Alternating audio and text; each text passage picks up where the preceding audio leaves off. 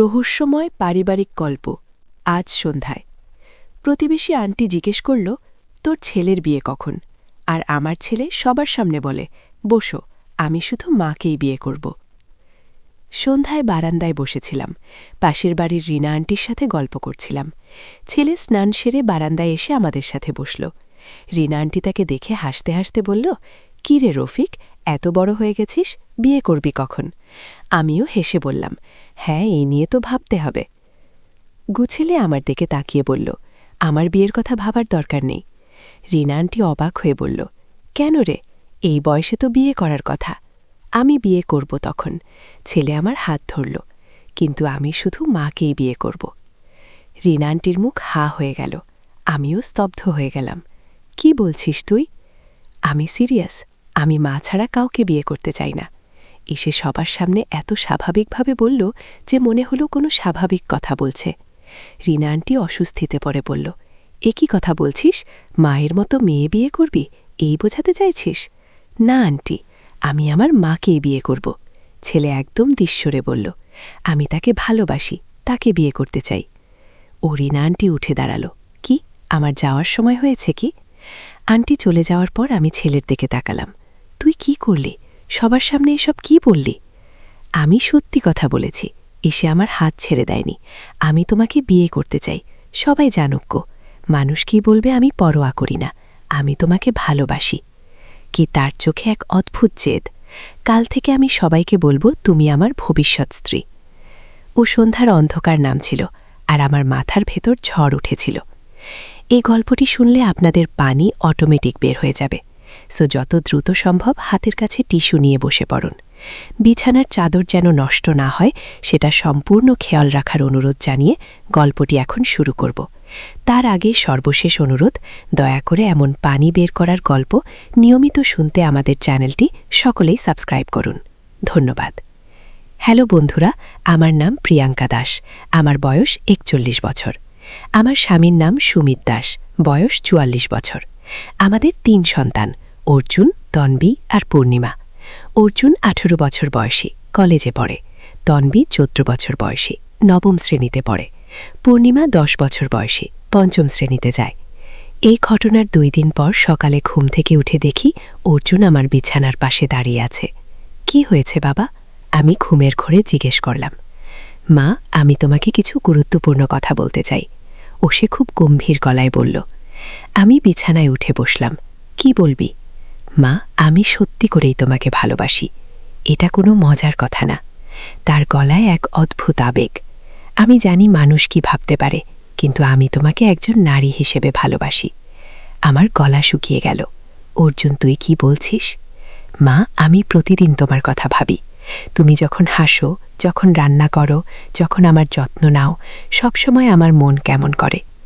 ইসে আমার হাত ধরার চেষ্টা করল, কিন্তু আমি সরিয়ে নিলাম। তুই কি অসুস্থ হয়ে গেছিস? এসব কি বলছিস?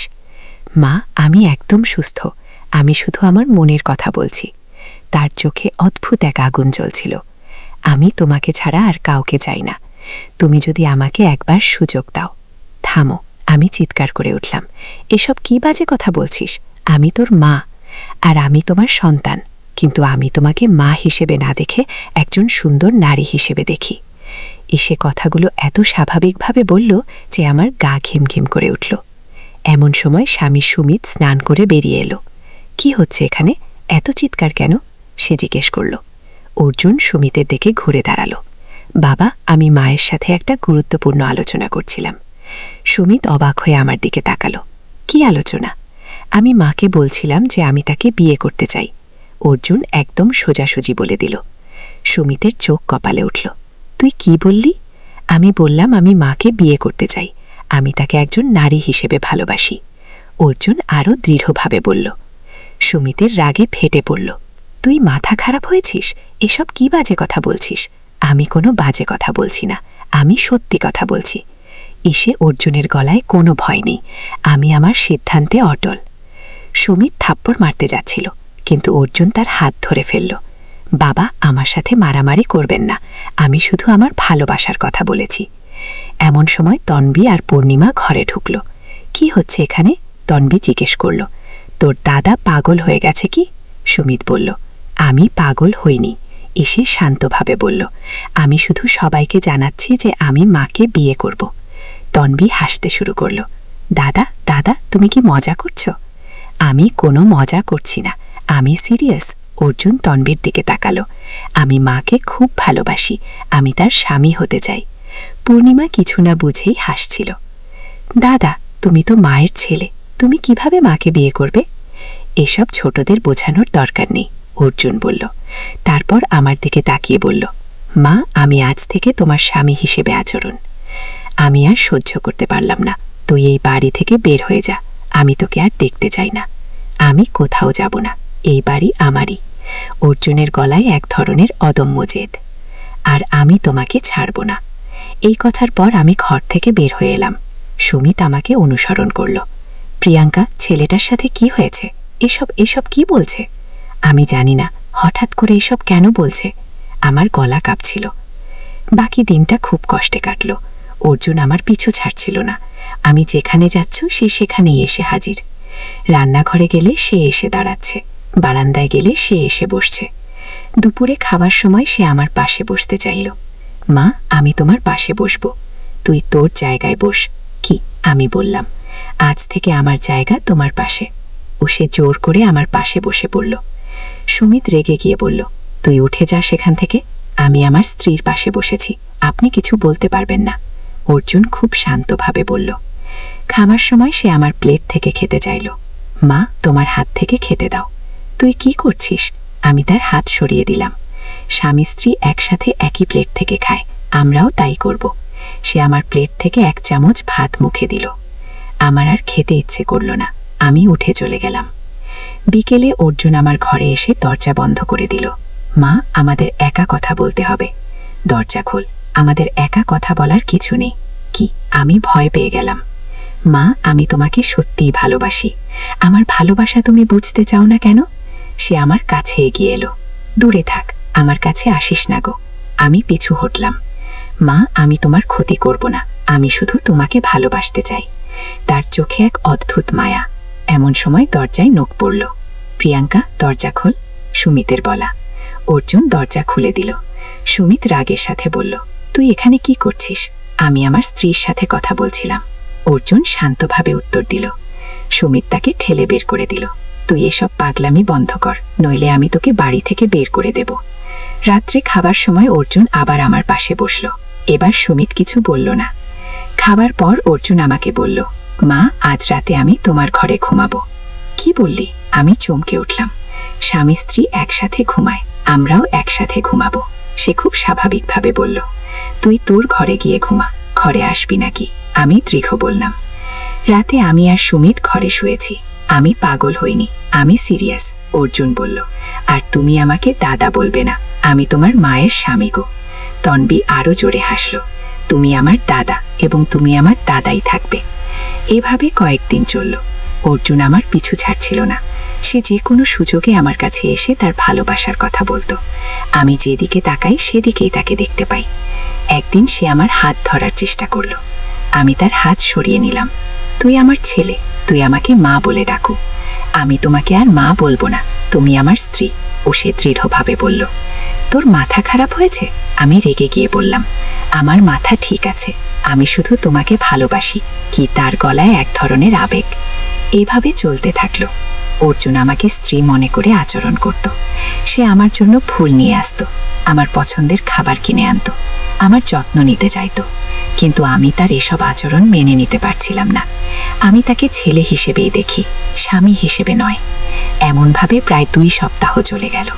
তারপর একদিন আমি লক্ষ্য করলাম অর্জুনের আচরণ একটু বদলেছে। সে আমার এত কাছে আসছে না, আমার পিছু ছাড়ছে না। 3 দিন পর সকালে অর্জুন আমার কাছে এসে বলল, মা, আমার মাথা খুব ব্যথা করছে। আমি কি করে তোমাকে এসব কথা বলেছি বুঝতে পারছি না কি? আমি অবাক হয়ে তার দিকে তাকালাম। তুই কি বলছিস? মা, আমি জানি না কেন তোমাকে এসব অদ্ভুত কথা বলেছি। আমার মনে হচ্ছে আমি যেন কারো নিয়ন্ত্রণে ছিলাম। এসে মাথা চেপে ধরল। কি বলছিস তুই? আমি আরও অবাক হলাম। মা, আমি সত্যি বলছি, আমার মনে হচ্ছে যেন কেউ আমাকে দিয়ে এসব কথা বলিয়েছে। আমি এসব ভাবতেই পারি না যে অর্জুনের চোখে এখন আর সেই অদ্ভুত আগুন নেই। আমি চিন্তায় পড়ে গেলাম, হঠাৎ করে তার এমন পরিবর্তন কেন। সেদিন রাতে অর্জুন নয় ঘরে এসে ক্ষমা চাইল। মা, আমি খুব লজ্জিত, আমি তোমাকে কত কষ্ট দিয়েছি। তোর মাথা এখন ঠিক আছে? আমি জিজ্ঞেস করলাম। হ্যাঁ মা, আমি এখন স্বাভাবিক। আমি বুঝতে পারছি না কিভাবে আমি তোমাকে এসব কথা বলেছি। অর্জুন সত্যিই অনুতপ্ত মনে হচ্ছিল, কিন্তু আমার মনে সন্দেহ জাগল। হঠাৎ করে এমন পরিবর্তনের পেছনে নিশ্চয়ই কিছু আছে। পরদিন আমি অর্জুনের আচরণ লক্ষ্য করতে থাকলাম। সে আসলেই স্বাভাবিক হয়ে গেছে, আর আমাকে সেভাবে দেখছে না। কিন্তু সন্ধ্যায় যখন আমি বারান্দায় বসে চা খাচ্ছিলাম, হঠাৎ অর্জুন এসে আমার পাশে বসল। মা, আমি তোমাকে মিস করছি গো। আমি চমকে উঠলাম। কি বললি? মা, আমি তোমাকে খুব ভালোবাসি, আমি তোমাকে ছাড়া থাকতে পারি না। কি তার চোখে আবার সেই অদ্ভুত আগুন জ্বলে উঠল। আমি বুঝে বললেন, এটা একটা অস্বাভাবিক ক্ষেত্র। রোগী দিনের বেলা সম্পূর্ণ স্বাভাবিক, কিন্তু সন্ধ্যার পর একটা ভিন্ন ব্যক্তিত্ব প্রকাশ পায়। এর কারণ কি? আমি জিজ্ঞেস করলাম। এটা এক ধরনের বিশেষ মানসিক অবস্থা হতে পারে, তবে আমি আরও পরীক্ষা নিরীক্ষা করতে চাই। কি? ডাক্তার বললেন। আমরা বাড়ি ফিরলাম। সেদিন সন্ধ্যায় আমি লক্ষ্য করলাম অর্জুনের আচরণ আবার বদলে যাচ্ছে। সে আমার দিকে অদ্ভুতভাবে তাকাতে শুরু করল। মা, আমি তোমাকে কিছু বলতে চাই। সে আমার কাছে এলো। কি বলবি? আমি সাবধানে জিজ্ঞেস করলাম। আমি জানি তুমি আমাকে ডাক্তারের কাছে নিয়ে গেছ, কিন্তু আমার কোনো সমস্যা নেই। কি? তার গলায় এক ধরনের রহস্য। তোর আচরণ তো অস্বাভাবিক। আমি বললাম, আমার আচরণ স্বাভাবিক, আমি শুধু তোমাকে ভালোবাসি। সে হাসল, কিন্তু সেই হাসিটা কেমন যেন ভয়ানক লাগল। এমন সময় তানভি এসে দাঁড়াল। দাদা, তুমি কি করছ? অর্জুন তানভীর দিকে ঘুরে তাকাল। তার চোখের দৃষ্টি এমন অদ্ভুত যে তানভি ভয় পেয়ে গেল। তুমি আমার বোন নাও, তুমি আমার স্ত্রীর মেয়েকে, অর্জুন বলল। তানভি আরও ভয় পেয়ে গেল। দাদা, তুমি কি বলছ? আমি তোমার দাদা নই, আমি তোমার সৎ বাবা। অর্জুনের গলায় এক ধরনের কর্তৃত্ব। আমি আর সহ্য করতে না পেরে চিৎকার করলাম, থামো, তুই কি বলছিস? অর্জুন আমার দিকে ঘুরে তাকাল। তুমি চিৎকার করো না, আমি সত্যি কথা বলছি। সুমিত দৌড়ে এসে অর্জুনকে ধরল। তুই এসব পাগলামি বন্ধ করবে? আপনি আমাকে ছাড়ুন, আমি আমার পরিবারের সাথে কথা বলছি। অর্জুন সুমিতের হাত ছাড়িয়ে নিল। তোর পরিবার? আমরাই তোর পরিবার, সুমিত বলল। না, আমার পরিবার হলো আমার স্ত্রী প্রিয়াঙ্কা আর আমার সৎমেয়ে তানভি আর পূর্ণিমা, অর্জুন খুব ঠান্ডা গলায় বলল। এই কথা শুনে আমার মাথা ঘুরে গেল। এ কি হচ্ছে? আমার ছেলে কেন এসব বলছে? রাতে অর্জুন আবার আমার ঘরে আসার চেষ্টা করল, কিন্তু আমি দরজা বন্ধ করে রেখেছিলাম। মা, দরজা খোলো, আমি তোমার সাথে থাকতে চাই। সে দরজায় নক করল। আমি দরজা খুলব না, তুই তোর ঘরে গিয়ে ঘুমা, আমি বললাম। আমার ঘর তোমার সাথে, আমি তোমার স্বামী, সে জোরে নক করতে থাকল। সুমিত এসে তাকে ধরে নিয়ে গেল, কিন্তু অর্জুন সারা রাত আমার দরজার সামনে বসে রইল। পরদিন সকালে আমি দরজা খুলে দেখি অর্জুন মেঝেতে বসে আছে, কিন্তু তার চোখে এখন সেই অদ্ভুত ভাব নেই। মা, আমি এখানে কেন? সে অবাক হয়ে জিজ্ঞেস করল। তুই সারা রাত এখানে বসেছিলি, আমি বললাম। কেন? আমি তো কিছু মনে করতে পারছি না।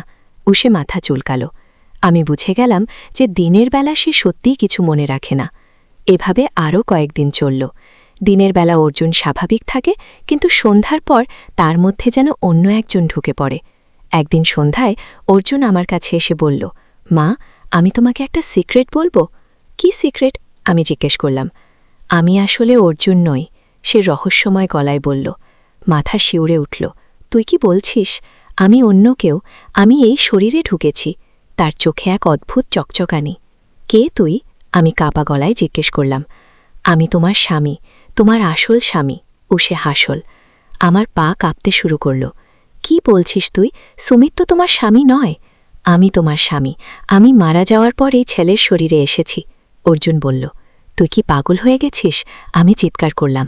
আমি পাগল নই, আমি সত্যি কথা বলছি, আমি তোমার প্রথম স্বামী, রঞ্জন, সে একদম শান্তভাবে বলল। আমার মাথায় বজ্রপাত হল। রঞ্জন আমার প্রথম স্বামী ছিল। অর্জুনের জন্মের 1 বছর পর সে একটা দুর্ঘটনায় মারা যায়। তারপর আমি সুমিতকে বিয়ে করি।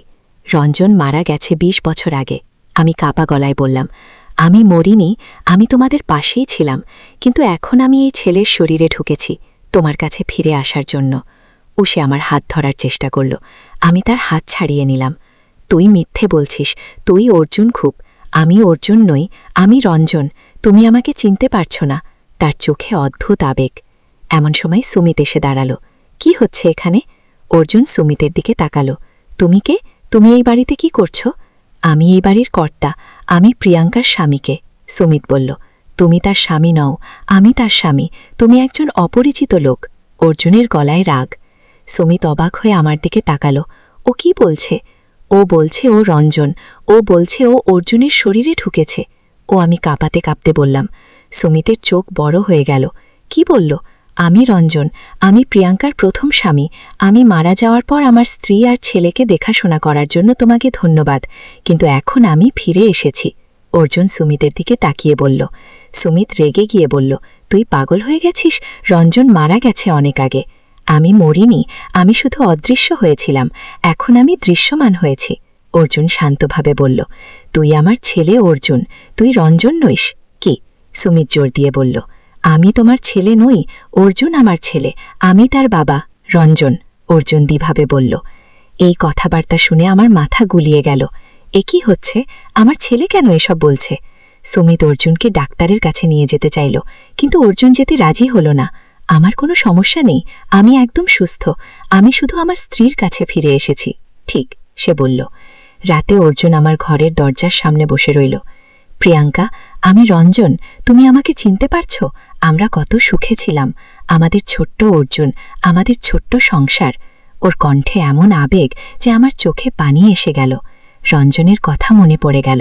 তুমি মনে করো আমাদের প্রথম রাতের কথা? তুমি কত লজ্জা পেয়েছিলে। আমাদের হানিমুনের কথা মনে আছে? সে বলতে থাকল। আমার হৃদয় কেঁপে উঠল। এসব কথা শুধু রঞ্জনই জানত। আমাদের অর্জুন যখন প্রথম হাঁটতে শিখেছিল, তুমি কত খুশি হয়েছিলে। আমি তোমাকে কোলে নিয়ে নেচেছিলাম। তার গলায় স্মৃতিকাতরতা। এসব কথা শুনে আমার ভেতরটা কেঁপে উঠল। এই ঘটনাগুলো সত্য ছিল। প্রিয়াঙ্কা, আমি জানি তুমি আমাকে চিনতে পারছ। আমি তোমার রঞ্জন, আমি ফিরে এসেছি। তার গলায় এক গভীর ভালোবাসা। আমি দরজা খুলে দিলাম। অর্জুনের মুখের দিকে তাকালাম। সত্যিই কি রঞ্জনের ছায়া দেখতে পাচ্ছি? তুমি সত্যি রঞ্জন? আমি কাঁপা গলায় জিজ্ঞেস করলাম। হ্যাঁ প্রিয়াঙ্কা, আমি তোমার রঞ্জন, আমি তোমার কাছে ফিরে এসেছি। ও সে আমার দিকে হাত বাড়ালো। আমি তার হাত ধরলাম। সেই স্পর্শে কেন জানি রঞ্জনের অনুভূতি পেলাম। কিন্তু তুমি তো মারা গেছ, আমি বললাম। আমি মরিনি, আমি শুধু অন্য জগতে চলে গিয়েছিলাম, কিন্তু তোমাদের খোঁজ নিতাম। আমি দেখেছি সুমিত তোমাদের যত্ন নিয়েছে, তার জন্য আমি কৃতজ্ঞ। কিন্তু এখন আমি ফিরে এসেছি। ও সে আমার হাত চেপে ধরল। আমার মাথা গুলিয়ে গেল। এ কি সত্যি নাকি আমি স্বপ্ন দেখছি? প্রিয়াঙ্কা, তুমি আমাকে বিশ্বাস করো, আমি তোমার রঞ্জন। তার চোখে অকুণ্ঠ ভালোবাসা। কিন্তু পরদিন সকালে আমি দেখলাম অর্জুন আবার স্বাভাবিক হয়ে গেছে। সে কিছুই মনে করতে পারছে না। মা, গতকাল রাতে কি হয়েছিল? আমার কিছু মনে নেই, সে বলল। আমি তাকে কিছু বললাম না, কিন্তু আমার মনে হাজারো প্রশ্ন।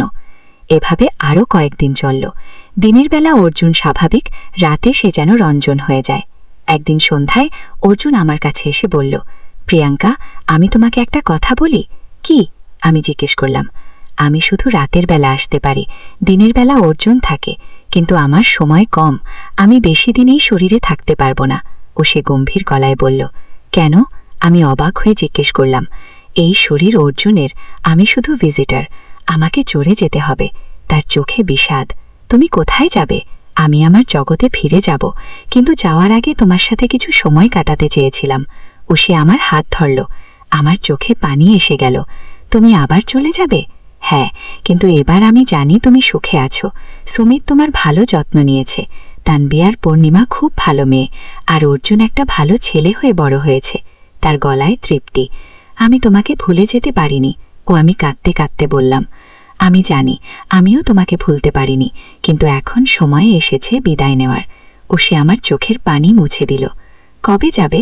আরও 3 দিন পর। 3 দিন আমি তোমার সাথে কাটাতে চাই। ও সে আমাকে জড়িয়ে ধরল। এই 3 দিন আমি একটু ভিন্নভাবে কাটালাম।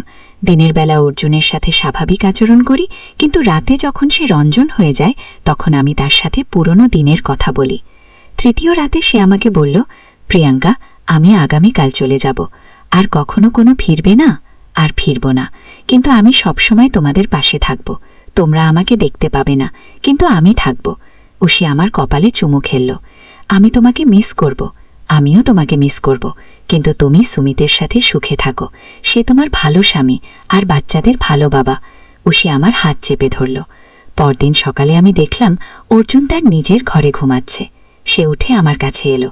মা, আমার মনে হচ্ছে যেন একটা অদ্ভুত স্বপ্ন দেখেছি, কিন্তু স্পষ্ট মনে করতে পারছি না। উষে বলল, কেমন স্বপ্ন? আমি জিজ্ঞেস করলাম। যেন কেউ আমার শরীরে ঢুকেছিল আর সেই লোক তোমার সাথে কথা বলছিল। তার কপালে ভাঁজ পড়ল। আমার হৃদয়ে একটা কেঁপে উঠল। আর কিছু মনে আছে? না মা, এরপর আর কিছু মনে নেই। উষে মাথা নাড়ল। এরপর থেকে অর্জুন আর কখনো সেই অদ্ভুত আচরণ করেনি। সে সম্পূর্ণ স্বাভাবিক হয়ে গেছে।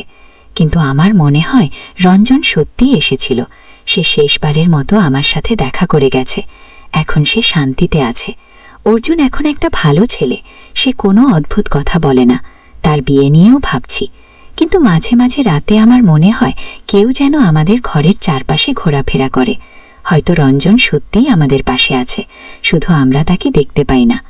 এই গল্পটা শুনে আপনারা হয়তো অবিশ্বাস করবেন, কিন্তু এটাই সত্যি ঘটনা। আমি আমার জীবনে এমন একটা অভিজ্ঞতা পেয়েছি যা বলে বোঝানো যায় না।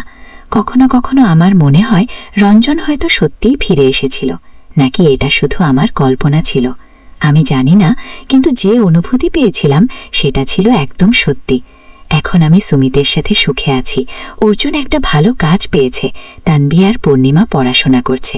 আমাদের আলী সাহেব সোহেলের অফিসে এলেন। সোহেল তাকে দেখে অবাক হয়ে গেল। স্যার, আপনি এখানে? হ্যাঁ সোহেল, তোমার অফিস একবার দেখতে চাইলাম। খুব সুন্দর হয়েছে। আলী সাহেব পুরো আছে সোহেল চোখে জল নিয়ে বলল, আপনি না থাকলে আজ আমি এখানে পৌঁছাতে পারতাম না স্যার। না সোহেল, আমি শুধু একটা দরজা খুলে দিয়েছিলাম। ভেতরে ঢুকে পথ তৈরি করেছ তুমি নিজে। Good bye. আলী সাহেব চলে যাওয়ার আগে বললেন, আমার একটা বড় প্রজেক্ট আছে, একটা ফ্লোর বিজনেস টাওয়ার। আমি চাই তুমি এই প্রজেক্টে আমার সাথে পার্টনার হও, 50-50। রাজি? সোহেব অবাক হয়ে গেল। এত বড় প্রজেক্ট? স্যার, আমার কি যথেষ্ট সামর্থ্য আছে? আছে, আমি বিশ্বাস করি। সোহেল রাজি হয়ে গেল। এটা তার জীবনের সবচেয়ে বড় প্রজেক্ট হবে। পঞ্চমশ অধ্যায়, বড় চ্যালেঞ্জ, 20 ফ্লোর বিজনেস টাওয়ার। কাজ শুরু হলো। এটা সোহেলের জীবনের সবচেয়ে বড় চ্যালেঞ্জ। প্রজেক্টের বাজেট প্রায় 10 করোড় টাকা। সোহেলকে 5 করোড় টাকা ইনভেস্ট করতে হবে। সোহেল তার সব সঞ্চয়ে, ব্যাংক লোন আর কিছু ইনভেস্টর থেকে টাকা জোগাড় করল। এটা একটা বিশাল ঝুঁকি। যদি প্রজেক্ট ব্যর্থ হয়, সব শেষ। মিনা চিন্তিত ছিল। সোহেল, এত বড় ঝুঁকি নেওয়া ঠিক হবে? মিনা, জীবনে বট কিছু করতে হলে ঝুঁকি নিতে হয়। আমি এই সুযোগ হাতছাড়া করতে চাই না। গিয়ে কিন্তু যদি কিছু ভুল হয়? ভুল হবে না। আমি আলী সাহেবের সাথে আছি, উনি আমাকে গাইড করবেন। প্রজেক্ট শুরু হলো। প্রথম 6 মাস সব ভালোই চলছিল। কাজ সময় মতো হচ্ছে, বাজেট ঠিক আছে। কিন্তু 7 মাসের মাথায় একটা বড় সমস্যা দেখা দিল। একজন প্রধান ইনভেস্টর হঠাৎ তার টাকা ফেরত চাইলেন। তিনি অন্য একটা জরুরি কাজে টাকা লাগবে বলে জানালেন। 1 করোড় টাকা ফেরত দিতে হবে। সোহেল বিপদে পড়ে গেল। 1 করোড় টাকা এখন কোথায় পাবে? প্রজেক্টের সব টাকা ঢেলে দিয়েছে। সে আলী সাহেবের সাথে কথা বলল। আলী সাহেব বললেন, চিন্তা করো না, আমি ব্যবস্থা করছি। কিন্তু আলী সাহেবও বড় একটা প্রজেক্টে আটকে আছেন। তার হাতে লিকুইড ক্যাশ নেই। সোহেল অন্য ব্যাংক থেকে লোন নেওয়ার চেষ্টা করল, কিন্তু ব্যাংক বলল ইতিমধ্যে তার অনেক লোন আছে, নতুন লোন দিতে পারবে না। সোহেল রাতে ঘুমাতে পারছিল না, খাওয়া দাওয়া বন্ধ করে দিয়েছিল। মিনা তাকে দেখে খুব চিন্তিত হয়ে গেল। সোহেল, প্লিজ নিজেকে এভাবে শেষ করে ফেলো না, কোনো একটা রাস্তা বের হবেই। কি? কিন্তু সোহেল কোনো রাস্তা দেখতে পাচ্ছিল না। ইনভেস্টর 15 দিন সময় দিয়েছে। 15 দিনের মধ্যে টাকা ফেরত না দিলে তিনি আইনি ব্যবস্থা নেবেন। 10 দিন কেটে গেল। সোহেল কোনো সমাধান খুঁজে পেল না। সে প্রায় হাল ছেড়ে দিয়েছিল। 11 দিনের দিন একটা অপ্রত্যাশিত ঘটনা ঘটল। জাহিদ ভাই, সোহেলের পুরনো সহকর্মী, তার অফিসে এলেন। জাহিদ ভাই এখন একটা রিয়েল এস্টেট কোম্পানিতে সিনিয়র ম্যানেজার। সোহেল, আমি তোমার সমস্যার কথা শুনেছি গো। হ্যাঁ ভাই, আমি বিপদে পড়েছি গো। আমি তোমাকে সাহায্য করতে চাই। আমার কিছু সঞ্চয় আছে, 5 লাখ টাকা, তুমি নাও। সোহেল চোখে জল নিয়ে বলল, ভাই, আমি কিছু বলার দরকার নেই। তুমি আমাকে অনেক কিছু শিখিয়েছ। তোমার কাছ থেকে পরিশ্রম আর সততা শিখেছি। এখন আমার পালা তোমাকে সাহায্য করার। মূল জাহিদ ভাই চলে যাওয়ার পর আরও দুজন এলো। একজন সোহেলের পুরনো ক্লায়েন্ট, আরেকজন তার কর্মচারী। দুজন মিলে আরও ৮ লাখ টাকা দিল। করিম মামা ২০ লাখ টাকার ব্যবস্থা করলেন তার কিছু বন্ধুদের কাছ থেকে ধার করে। মিনা তার সব গয়না বিক্রি করে ১০ লাখ টাকা দিল। সবাই মিলে প্রায় ৪৫ লাখ টাকা জোগাড় হলো। বাকি ৬৫ লাখ টাকা সোহেল তার অফিসের সব অ্যাসেট বিক্রি করে আরেকটা প্রাইভেট ফিন্যান্স কোম্পানি থেকে উচ্চ সুদে লোন নিয়ে ব্যবস্থা করল। ঠিক ১৪ দিনের দিন সোহেল ইনভেস্টরকে ১ করোড় টাকা ফেরত দিল। ইনভেস্টর টাকা নিয়ে চলে গেলেন। সোহেল তার অফিসে ফিরে এসে চেয়ারে বসে কাঁদল। এত চাপ, এত টেনশন, সব যেন একসাথে বের হয়ে এলো। মিনা এসে তাকে জড়িয়ে ধরল। আমরা পেরেছি সোহেল, আমরা পেরেছি। ৬ষ্ঠ অধ্যায়, পুনরুদ্ধার। এই ঘটনার পর সোহেল আরও সাবধান হয়ে গেল। সে বুঝল ব্যবসায় শুধু সাহস নয়, বুদ্ধিও লাগে। ঝুঁকি নিতে হয়, কিন্তু হিসাব করে। প্রজেক্ট চলতে থাকল। এবার সোহেল আরও সতর্কতার সাথে সবকিছু পরিচালনা করল। প্রতিটা খরচ হিসাব করল, প্রতিটা সিদ্ধান্ত ভেবে চিনতে নিল। আরও ১ বছর পর 20 ফ্লোর বিজনেস টাওয়ার সম্পন্ন হল। চমৎকার বিল্ডিং শহরের অন্যতম সুন্দর ভবন। বিল্ডিংয়ের উদ্বোধন অনুষ্ঠানে শহরের মেয়র এলেন। অনেক ব্যবসায়ী, সাংবাদিক এলো। সোহেলের নাম পত্রিকায় ছাপা হলো। স্বপ্নের শহরে এক তরুণ উদ্যোক্তার সফলতার গল্প। প্রজেক্ট থেকে সোহেলের লাভ হলো প্রায় ২ করোড় টাকা। এই টাকা দিয়ে সে সব লিঙ্ক শোধ করল। জাহিদ ভাইয়ের টাকা ফেরত দিল। করিম মামার লিঙ্ক শোধ করল। যারা সাহায্য করেছিল সবাইকে টাকা ফেরত দিল। মিনার জন্য নতুন গয়না কিনল, আরও সুন্দর। তার মাকে গ্রামে একটা নতুন পাকা বাড়ি বানিয়ে দিল। মা কাঁদতে কাঁদতে বললেন, তোর বাবা বেঁচে থাকলে কত খুশি হতো। তুই আমার সব স্বপ্ন পূরণ করেছিস। কি? সোহেল নিজেদের জন্য একটা ফ্ল্যাট কিনলেন। ৪ রুমের ফ্ল্যাট, সমুদ্রের কাছে। এখন আর ভাড়া বাড়িতে থাকতে হয় না। ৭ম অধ্যায়, প্রতিদান। সোহেল এখন একজন প্রতিষ্ঠিত উদ্যোক্তা, কিন্তু সে তার শেখ ভোলেনি। যে গ্রাম থেকে সে এসেছে, যারা তাকে সাহায্য করেছে, কাউকেই ভোলেনি। সে তার গ্রামে একটা স্কুল বানিয়ে দিল, সোহেল ফাউন্ডেশন স্কুল। গরিব ছেলেমেয়েরা ফ্রিতে পড়তে পারবে। ভালো শিক্ষক নিয়োগ দিল, ভালো পড়াশোনার ব্যবস্থা করল। শহরে একটা ফ্রি মেডিকেল ক্লিনিক খুলল। গরিব মানুষরা ফ্রিতে চিকিৎসা পাবে। প্রতি বছর ১০ জন মেধাবী কিন্তু গরিব ছাত্রছাত্রীকে স্কলারশিপ দেওয়া শুরু করল। তারা বিনামূল্যে পড়াশোনা করতে পারবে। একদিন একটা টিভি চ্যানেল সোহেলের ইন্টারভিউ নিতে এলো। আপনার সফলতার গোপন সূত্র কি? সোহেল একটু ভেবে বলল, কঠোর পরিশ্রম, সততা আর হাল না ছাড়া। এই ৩টা জিনিস যদি কারো মধ্যে থাকে, সে যে কোনো কিছু অর্জন করতে পারে। আর সবচেয়ে বড় কথা, যারা আমাকে সাহায্য করেছে তাদের ছাড়া আমি কিছুই না। একা কেউ সফল হতে পারে না। আগে আপনার পরবর্তী স্বপ্ন কি? আমি চাই আরও মানুষকে সাহায্য করতে। আমার মতো যারা গ্রাম থেকে শহরে আসে, তাদের জন্য একটা ট্রেনিং সেন্টার খুলব।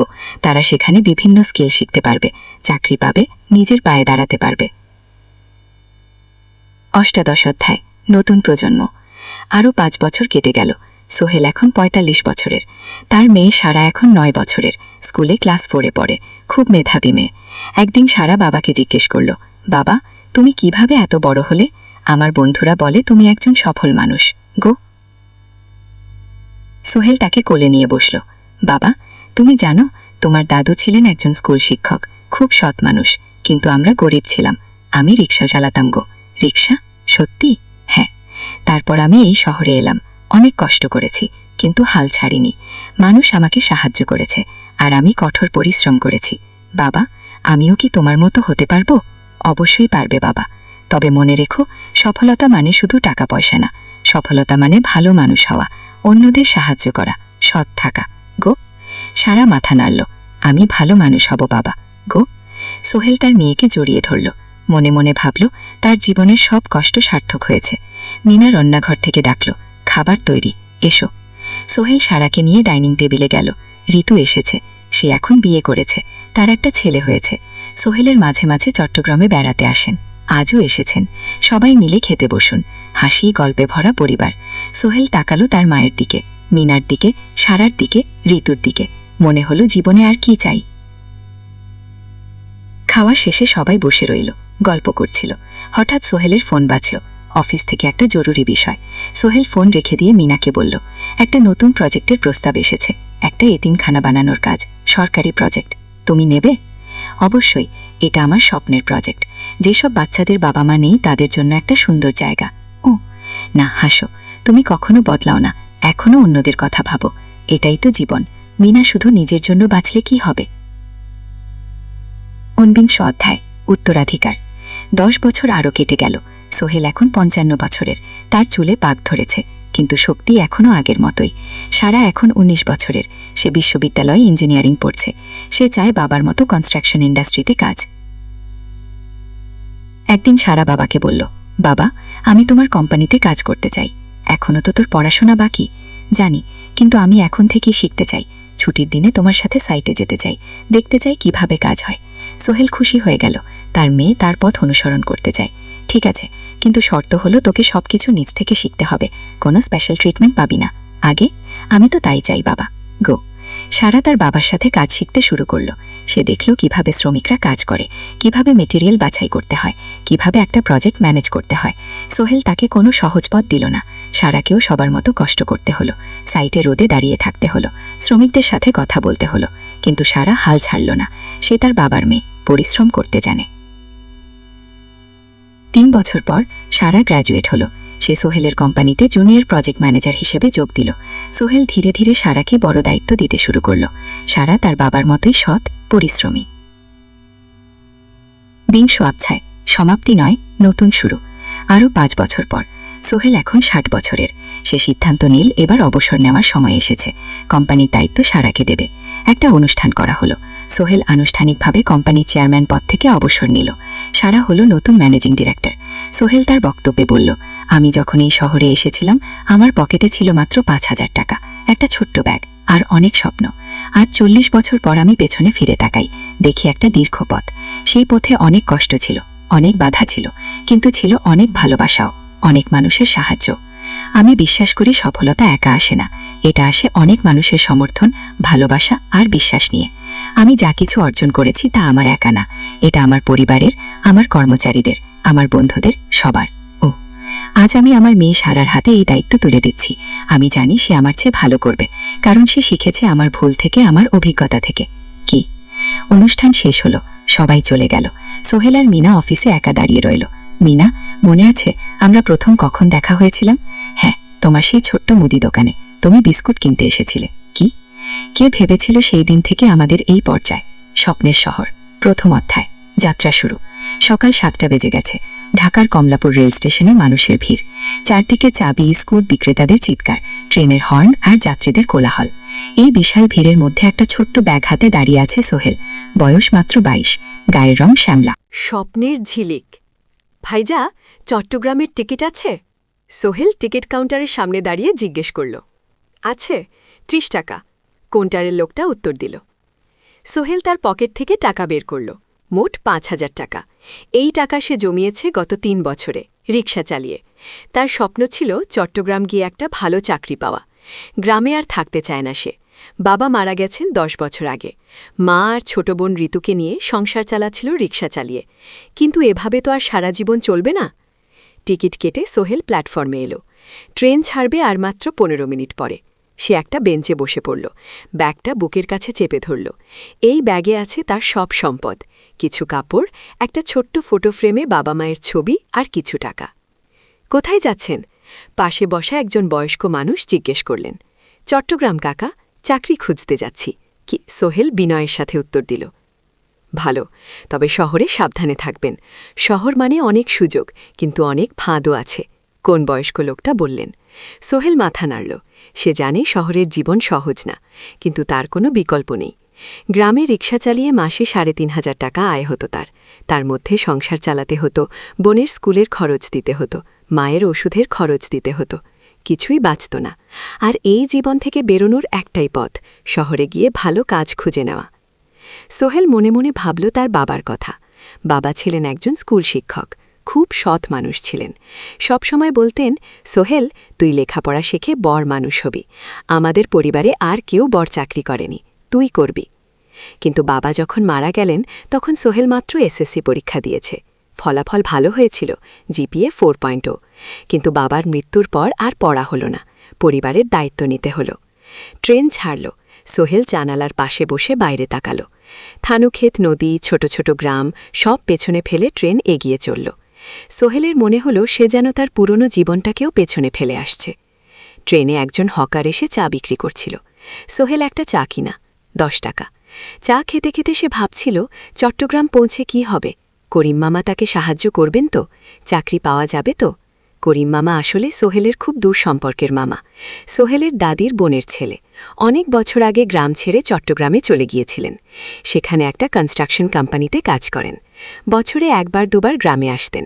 গত বছর যখন এসেছিলেন তখন সোহেলের মাকে বলেছিলেন সোহেলকে চট্টগ্রাম পাঠান, আমি একটা কাজের ব্যবস্থা করে দেব। সেই কথাতেই ভরসা করে সোহেল আজ এই যাত্রা। দ্বিতীয় অধ্যায়, নতুন শহর। চট্টগ্রাম পৌঁছাতে প্রায় 6 ঘন্টা লেগে গেল। দুপুর 1টা বাজে। সোহেল স্টেশন থেকে বের হয়ে শহরের রাস্তায় দাঁড়ালো। কি বিশাল শহর! এত গাড়ি, এত মানুষ, চারদিকে উঁচু উঁচু বিল্ডিং, দোকানপাট, মানুষের ভিড়। সোহেল কিছুক্ষণ দাঁড়িয়ে থাকল। সবকিছু দেখতে দেখতে তার মনে হচ্ছিল সে যেন অন্য কোনো পৃথিবীতে এসে পড়েছে। তার পকেটে একটা ছোট্ট কাগজ আছে। সেখানে লেখা একটা ঠিকানা, করিম মিয়া, বাড়ি নং 23, রোড নং 5, আগ্রাবাদ, চট্টগ্রাম। সোহেল একটা রিকশা ডাকল। কত নেবেন আগ্রাবাদ যেতে? 50 টাকা। সোহেল রিকশায় উঠল। রাস্তার দুধারে দোকান, মার্কেট, অফিস সবকিছু দেখতে দেখতে সে অবাক হয়ে গেল। এত বড় শহর, এত কিছু, গ্রামের সেই ছোট্ট বাজারের সাথে কোনো তুলনাই হয় না। প্রায় আধা ঘন্টা পর রিকশা একটা পুরনো বাড়ির সামনে থামল। 3 তলা বাড়ি, কিন্তু রং উঠে গেছে। সিঁড়ি দিয়ে উঠে 3য় তলায় করিম মামার ফ্ল্যাট। নক করল। দরজা খুললে এক মধ্যবয়সী মহিলা। কে? আসসালামু আলাইকুম আপা, আমি সোহেল, নোয়াখালীর গ্রাম থেকে এসেছি। করিম মামা বাড়িতে আছেন? মহিলা তাকে মাথা থেকে পা পর্যন্ত দেখল। করিম তো অফিসে গেছে। তুমি কে? কোথা থেকে এসেছ? সোহেল সব খুলে বলল। মহিলা তাকে ভেতরে ঢুকতে দিল। বসো, করিম সন্ধ্যায় ফিরবে। ফ্ল্যাটটা ছোট, 2টো রুম, একটা ছোট্ট রান্নাঘর আর একটা বাথরুম। কিন্তু সোহেলের কাছে খুব সুন্দর লাগল। গ্রামের সেই টিনের ঘরের চেয়ে তো অনেক ভালো। মহিলা তার নাম জানালো, সালমা, করিম মামার স্ত্রী। তাদের 2টো ছেলে, একজন ক্লাস 8-এ পড়ে আর একজন ক্লাস 5-এ। খেয়েছ? সালমা আপা জিজ্ঞেস করল। না আপা। অপেক্ষা করো, ভাত আছে, মাছ আছে, খাও। সোহেল প্রথমে রাজি হতে চাইল না, কিন্তু খুব খিদে পেয়েছিল। সকাল থেকে শুধু একটা চা আর বিস্কুট খেয়েছে। খাওয়া দাওয়ার পর সোহেল বসে রইল। সালমা আপা তাকে গল্প করতে লাগল। তোমার মা কেমন আছেন? তোমার বোন ভালো আছে? আপা, মার একটু গেটে বাত আছে, ওষুধ খাচ্ছেন। বোন স্কুলে পড়ে। খুব। তুমি কি করতে চাও? চাকরি খুঁজছি আপা, যে কোনো কাজ করব। বাসায় মা আর বোনকে টাকা পাঠাতে হবে। সালমা আপা মাথা নাড়ল। করিম তোমার জন্য কিছু একটা করবে। সে ভালো মানুষ, সারাদিন অপেক্ষা করো। সোহেল সন্ধ্যা 6টায় করিম মামা ফিরলেন। 50-এর কাছাকাছি বয়স, কালো রঙের প্যান্ট শার্ট পরা, হাতে একটা ব্যাগ। আরে সোহেল, কবে এলি? করিম মামা খুশি হয়ে বললেন। আজ সকালে মামা। করিম মামা তাকে জড়িয়ে ধরলেন। অনেকদিন পর দেখলাম, কেমন আছিস? ভালো আছি মামা। ভালো করেছিস এসে। এখানে অনেক সুযোগ আছে, তোর জন্য একটা কাজের ব্যবস্থা করে দেব। তবে প্রথমে কয়েকদিন এখানে থাক, শহরটা একটু চিনে নে, তারপর কাজে যোগ দিবি। সোহেলের মনে আশার আলো জ্বলল। সে ভাবল হয়তো তার ভাগ্য এবার পাল্টাবে। তৃতীয় অধ্যায়, প্রথম চাকরি। 1 সপ্তাহ পরে করিম মামা সোহেলকে তার কোম্পানিতে নিয়ে গেলেন। কোম্পানির নাম আলামিন কনস্ট্রাকশন। অফিসটা শহরের কেন্দ্রে, 5 তলা একটা বিল্ডিংয়ে দোতলায়। মালিক আলী সাহেব, 50-এর কাছাকাছি বয়স, মোটা চেহারা, চোখে সোনার ফ্রেমের চশমা। বড়লোক মানুষ, কিন্তু খুব কড়া। এই ছেলেটাকে কি কাজে লাগাবেন? আলী সাহেব করিম মামাকে জিজ্ঞেস করলেন। স্যার, ও আমার আত্মীয়, গ্রাম থেকে এসেছে, খুব পরিশ্রমী, যে কোনো কাজে লাগাতে পারেন। আলী সাহেব সোহেলের দিকে তাকালেন। তুমি কি পড়েছ? Sir, SSC pass, GPA 4.0। ভালো। কম্পিউটার চালাতে পারো? না স্যার, পারি না, কিন্তু শিখতে চাই। ও, আলী সাহেব একটু ভাবলেন। ঠিক আছে, তোমাকে অফিসের কাজে রাখব। ফাইল গুছানো, চা বানানো, কাগজপত্র নিয়ে যাওয়া, না নেশো, মাসে 5,000 টাকা। রাজি আছো? জি স্যার। সোহেল খুশি হয়ে গেল। 5,000 টাকা। রিকশা চালিয়ে 3,500 পেত, এখানে 5,000। কাজ শুরু হলো পরদিন থেকে। সকাল 8টায় অফিসে যেতে হয়, ফিরতে হয় সন্ধ্যা 7টায়। প্রথম দিন সোহেল ঘুম থেকে উঠল ভোর 5টায়। তৈরি হয়ে 7:30টায় অফিসের উদ্দেশ্যে বের হলো। করিম মামার বাড়ি থেকে অফিস প্রায় 5 কিলোমিটার, বাসে যেতে হয়।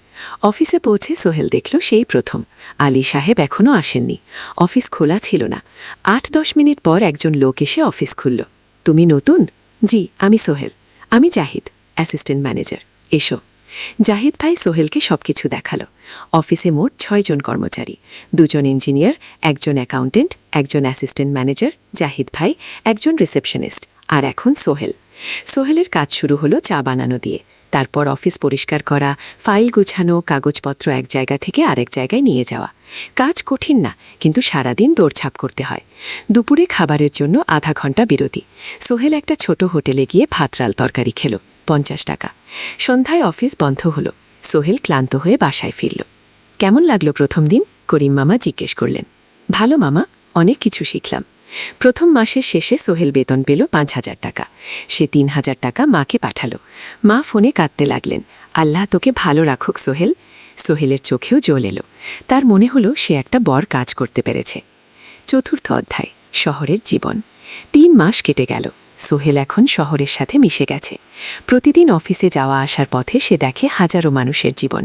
কেউ সফল, কেউ ব্যর্থ, কিন্তু সবাই চলছে নিজের পথে। সোহেল অফিসের কাজের পাশাপাশি কম্পিউটার শেখার চেষ্টা করছে। অফিসে একটা কম্পিউটার আছে। যখন কেউ ব্যবহার করে না, তখন সোহেল একটু একটু শেখার চেষ্টা করে। জাহিদ ভাই তাকে সাহায্য করেন। সোহেল, তুমি যদি কম্পিউটার ভালোভাবে শিখতে পারো, তাহলে তোমার ভবিষ্যৎ উজ্জ্বল। জাহিদ ভাই একদিন বললেন, কিভাবে শিখব ভাই? ট্রেনিং সেন্টারে যাও, সন্ধ্যায় ক্লাস আছে, মাসে 2,000 টাকা লাগবে। সোহেল ভাবল, 2,000 টাকা অনেক, কিন্তু এটা বিনিয়োগ, ভবিষ্যতের জন্য। সে একটা ট্রেনিং সেন্টারে ভর্তি হলো। সপ্তাহে 3 দিন সন্ধ্যা 7:30 থেকে রাত 9টা পর্যন্ত ক্লাস। কম্পিউটারের basic, MS Word, Excel, PowerPoint, internet ব্যবহার। একদিন অফিস থেকে ফেরার সময় সোহেল একটা দোকানে চা খেতে গেল।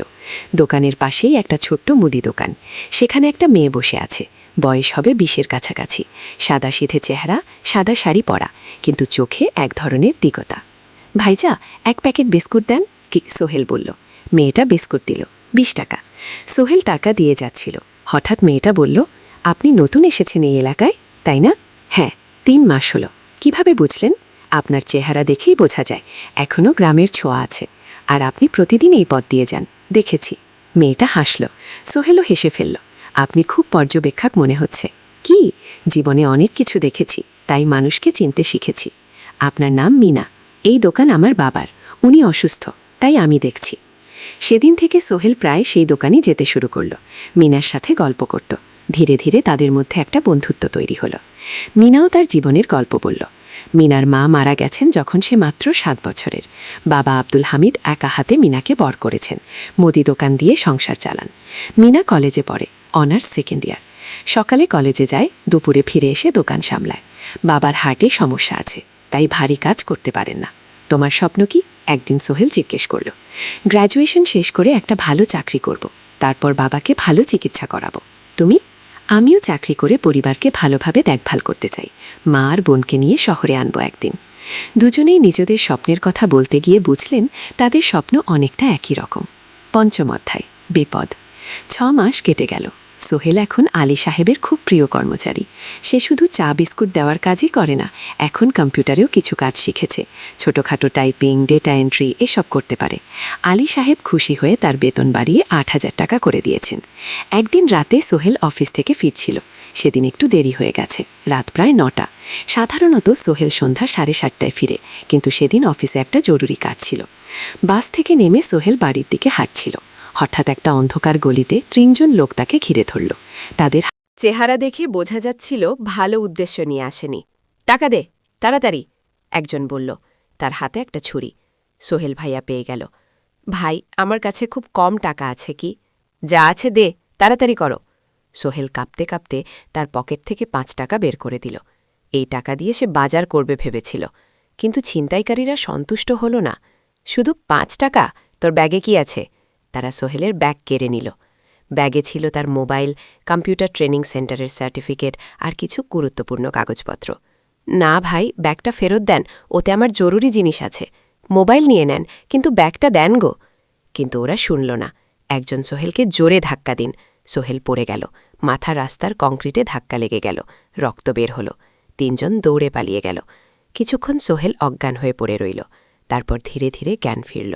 মাথায় প্রচণ্ড ব্যথা। সে উঠে দাঁড়ানোর চেষ্টা করল, কিন্তু মাথা ঘুরছিল। কোনো মতে একটা দেয়াল ধরে দাঁড়াল। একজন পথচারী তাকে দেখে থামল। কি হয়েছে ভাই? ছিনতাই হয়েছে কি? এসো, আমি তোমাকে হাসপাতালে নিয়ে যাই। কিন্তু সোহেল রাজি হল না। ঠিক আছে, বাড়ি যেতে পারব। সে কোনো মতে করিম মামার বাড়িতে পৌঁছাল। দরজা খুলেই সালমা আপা চিৎকার করে উঠলেন, ও আল্লাহ, কি হয়েছে? করিম মামা দৌড়ে এলেন। সোহেলকে ভেতরে নিয়ে গেলেন।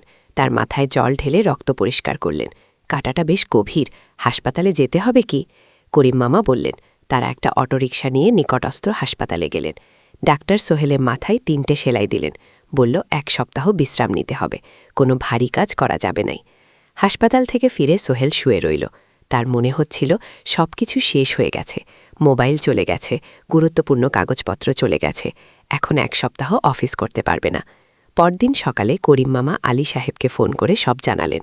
আলী সাহেব বললেন, ঠিক আছে, সোহেল ভালো হয়ে এলে আসবে, চিন্তার কিছু নেই কি। মিনা যখন এই খবর শুনল, সে সন্ধ্যায় সোহেলকে দেখতে এলো করিম মামার বাড়িতে। এনেছিল কিছু ফল। কি হয়েছিল? মিনা চিন্তিত গলায় জিজ্ঞেস করল। সোহেল সব বলল। মিনা রেগে গেল। এই শহরে এখন অনেক অপরাধ বেড়ে গেছে, পুলিশ কিছু করে না। তুমি পুলিশে রিপোর্ট করেছ? না, লাভ নেই গো, তবুও করা উচিত। তোমার মোবাইলটা হয়তো খুঁজে পাওয়া যাবে কি। করিম মামা সোহেলকে নিয়ে পুলিশ স্টেশনে গেলেন, জেনারেল ডায়েরি করলেন। কিন্তু পুলিশ খুব একটা আশা দিল না। দেখি কিছু করা যায় কিনা। সোহেল বুঝল মোবাইল আর ফিরবে না। সেই 1 সপ্তাহ সোহেলের জীবনের সবচেয়ে কঠিন সময় ছিল। সে শুধু শারীরিকভাবে ক্ষতিগ্রস্ত হয়নি, মানসিকভাবেও ভেঙে পড়েছিল। প্রতি রাতে দুঃস্বপ্ন দেখত। সেই 3 জন ছিনতাইকারীর মুখ ভুলতে পারছিল না। মিনা প্রায় প্রতিদিন আসত, তাকে সাহস দিত। তুমি হাল ছেড়ো না সোহেল, জীবনে এরকম খারাপ সময় আসে, কিন্তু এটা কাটিয়ে ওঠাই হলো আসল বীরত্ব। ও সোহেলের মা গ্রাম থেকে ফোন করতেন, করিম মামার মোবাইল থেকে। তুই ভালো আছিস তো? সোহেল মাকে সব সত্যি বলেনি, শুধু বলেছে, হ্যাঁ মা, ভালো আছি, একটু জ্বর হয়েছিল, এখন ভালো। 1 সপ্তাহ পর সোহেল আবার অফিসে গেল। আলী সাহেব তাকে দেখে খুশি হলেন। কেমন আছো? ভালো আছি স্যার। ঠিক আছে, তবে প্রথম কয়েকদিন হালকা কাজ করবেন। সোহেল আবার কাজে মন দিল, কিন্তু একটা জিনিস তাকে খুব কষ্ট দিচ্ছিল, তার মোবাইল নেই। মায়ের সাথে কথা বলতে পারছে না নিয়মিত। করিম মামার মোবাইল চাইতে সংকোচ লাগে। একদিন জাহিব ভাই তাকে ডাকলেন। সোহেল, আমার একটা পুরনো মোবাইল আছে, তুমি ব্যবহার করো না? ভাই আমি, নাও, আমার কাজে লাগছে না, তুমি রাখো গো। সোহেল কৃতজ্ঞতায় প্রায় কেঁদে ফেলল। ধন্যবাদ ভাই। মোবাইল পেয়ে সোহেল প্রথমেই মাকে ফোন করল। মা খুব খুশি হলেন। এতদিন ফোন করিসনি কেন? মা, মোবাইলটা নষ্ট হয়ে গিয়েছিল, নতুন নিয়েছি। মায়ের গলায় স্বস্তি ফুটে উঠল। 6ষ্ঠ অধ্যায়, নতুন সুযোগ। আরও 3 মাস কেটে গেল। সোহেল পুরোপুরি সুস্থ হয়ে গেছে, তার জীবন আবার স্বাভাবিক হয়ে এসেছে। সে এখন কম্পিউটার ট্রেনিং শেষ করেছে, সার্টিফিকেট পেয়েছে। কিন্তু একটা ঘটনা তার জীবনে বড় পরিবর্তন নিয়ে এলো। একদিন সকালে আলী সাহেব তাকে ডাকলেন। সোহেল, বসো। সোহেল বসো, মনে একটু ভয় লাগছিল। আলী সাহেব কি তাকে বকবেন? সোহেল, তুমি তো এখন কম্পিউটার চালাতে পারো? জি স্যার, একটু একটু শিখেছি। গুলো ভালো, আমি তোমার কাজ দেখছি, তুমি খুব পরিশ্রমী। আরশাদ, আমাদের কোম্পানিতে এরকম মানুষের দরকার। গুলো সোহেল কিছু বুঝতে পারছিল না। আমি তোমাকে একটা সুযোগ দিতে চাই। আমাদের কোম্পানি একটা ট্রেনিং প্রোগ্রাম চালু করছে নতুন কর্মচারীদের জন্য। 6 মাসের কোর্স, কম্পিউটার অ্যাকাউন্টিং, ভবন নির্মাণের হিসাব নিকাশ, প্রজেক্ট ম্যানেজমেন্ট সব শিখবে। কোম্পানি সব খরচ দেবে। ট্রেনিংয়ের সময় তোমার বেতনও চলবে। রাজি আছো? সোহেল বিশ্বাস করতে পারছিল না। স্যার, সত্যি আমাকে এত বড় সুযোগ দিচ্ছেন? হ্যাঁ, তুমি ভালো ছেলে, পরিশ্রমী, আমি তোমাকে এগিয়ে দিতে চাই। ভবিষ্যতে তুমি এই কোম্পানির একজন গুরুত্বপূর্ণ কর্মচারী। সোহেল কৃতজ্ঞতায় প্রায় কেঁদে ফেলল। ধন্যবাদ স্যার, আমি কঠোর পরিশ্রম করব। আমি জানি গো। সেদিন সন্ধ্যায় সোহেল মিনার দোকানে গেল, মিনাকে খবরটা দিল। মিনা খুব খুশি হল, তার চোখ ভিজে গেল। তুমি পারবে সোহেল, আমি জানি। সোহেলকার মা আর বোনকেও খবরটা দিল। মা কাঁদতে লাগলেন। তোর বাবা বেঁচে থাকলে কত খুশি হতো। ট্রেনিং শুরু হলো পরের মাস থেকে। প্রতিদিন সকালে 3 ঘন্টা ক্লাস, তারপর বাকি সময় অফিসের কাজ। ক্লাসে 5 জন নতুন কর্মচারী, সবাই তরুণ, উৎসাহী। শিক্ষক ছিলেন একজন অভিজ্ঞ ইঞ্জিনিয়ার, নাম রহিম স্যার। তিনি খুব ভালোভাবে সবকিছু বুঝাতেন। কম্পিউটার অ্যাকাউন্টিং, এক্সেলের জটিল ক্যালকুলেশন, প্রজেক্টের বাজেট তৈরি, সময় ব্যবস্থাপনা সব। সোহেল পুরো মনোযোগ দিয়ে শিখতে লাগল। সন্ধ্যায় বাড়ি ফিরে প্র্যাকটিস করত। করিম মামার ছেলের কাছ থেকে একটা ল্যাপটপ ধার নিত কখনো কখনো। 6 মাস পরে ট্রেনিং শেষ হলো, সবাই সার্টিফিকেট পেল। আলী সাহেব একটা অনুষ্ঠান করলেন। সোহেল সেরা পারফর্মার হিসেবে একটা বিশেষ পুরস্কার পেল, 5,000 টাকা বোনাস। আলী সাহেব ঘোষণা করলেন, সোহেল, আজ থেকে তুমি আমাদের জুনিয়র অ্যাকাউন্ট অ্যাসিস্ট্যান্ট, তোমার বেতন 15,000 টাকা। সোহেল অবাক হয়ে গেল। 8,000 থেকে 15,000, প্রায় দ্বিগুণ। সেদিন রাতে সোহেল ঘুমাতেই পারল না, খুশিতে উত্তেজনায়। তার চোখে ঘুম নেই। সে ভাবল তার জীবন কিভাবে বদলে যাচ্ছে। 2 বছর আগে যে রিক্সা চালাক, আজ সে একটা নামকরা কোম্পানির অ্যাকাউন্ট অ্যাসিস্ট্যান্ট। 7ম অধ্যায়, প্রেম ও প্রস্তাব। 1.5 বছর হয়ে গেল সোহেলের চট্টগ্রাম আসার। সে এখন একজন সফল যুবক। তার মা গ্রামে খুব খুশি। প্রতি মাসে সোহেল 10,000 টাকা পাঠায়। ছোট বোন ঋতু এখন কলেজে ভর্তি হয়েছে সোহেলের পাঠানো টাকায়। মায়ের চিকিৎসাও ভালোভাবে হচ্ছে। মিনার সাথে সোহেলের সম্পর্ক এখন আর শুধু বন্ধুত্ব নয়, দুজন দুজনকে ভালোবাসে। কিন্তু কেউ কাউকে সরাসরি বলার সাহস পায়নি। প্রতিদিন দেখা হয়, গল্প হয়, কিন্তু সেই একটা কথা বলা হয়ে ওঠে না। একদিন শুক্রবার ছুটির দিন সোহেল মিনাকে বলল, আজকে একটু ঘুরতে যাবে? কোথায়? পতেঙ্গা বিচ। তুমি কি কখনো গেছো? না, কিন্তু আমার দোকান শুক্রবার তোমার বাবা সামলাবে। মিনা রাজি হয়ে গেল। দুপুরে দুজনে বাস নিয়ে পতেঙ্গা গেল। সমুদ্র দেখে মিনা অবাক হয়ে গেল। কি সুন্দর! দুজনে বালিতে বসল, ঢেউয়ের শব্দ শুনতে শুনতে গল্প করছিল। হঠাৎ সোহেল বলল, মিনা, তোমার সাথে কিছু বলার ছিল। বলো।